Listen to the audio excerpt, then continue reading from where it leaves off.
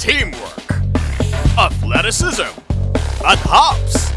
Yan ang makikita natin sa ating top 5 dunks ngayon. Ikalima, may ititimplang one-handed slam si Coffee Prince kay Sakuragi. Maroka still has the ball. Shot clock down to 7. Maroka drop pass. Fingers slam it home. Fingers will get the highlight. What a pass by Mark Maroka, being very patient. Ilang beses na sinubukan yung pick and roll na yun. Then finally, when the two defenders committed to him, nahanap niya si Mark Fingers for that easy dunk.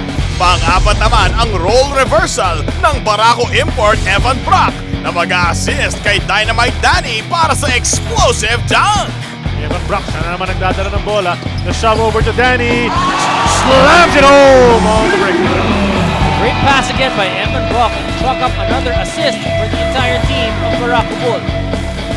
At number 3, pag nagmintis ang Petron, si Kraken ang babangon. Filling that center slot.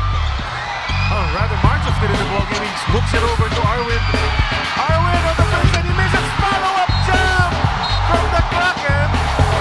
June Marfa, Hartle just all over the place. Kakapasok lang na. Pumapangalawa naman si Air Force Ellis sa kanyang blurring spin move kontra kay Jason Castro. Here's Ellis.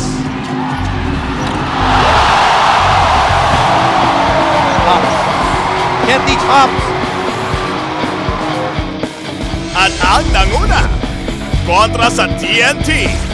From the spark, the H-bomb detonates his own VMAC attack. Mark to Rudy. Rudy, the backhand! He completes a 3-point play. It's a 7-point lead para sa Ginebra. Here's that play again. You see, Mark Agiwa just attracts so much attention. And again, Rudy Hatfield, by going hard, he attracts the defense because there's only one guy left there, which is Harvey. Rotation too late. Flush para kay Vernon Mack. Iba't ibang skills. Lahat nagre-resulta sa Santa Makmak na dakdakan. Ganyan ang mga bukod tanging top slams ng ating PBA star.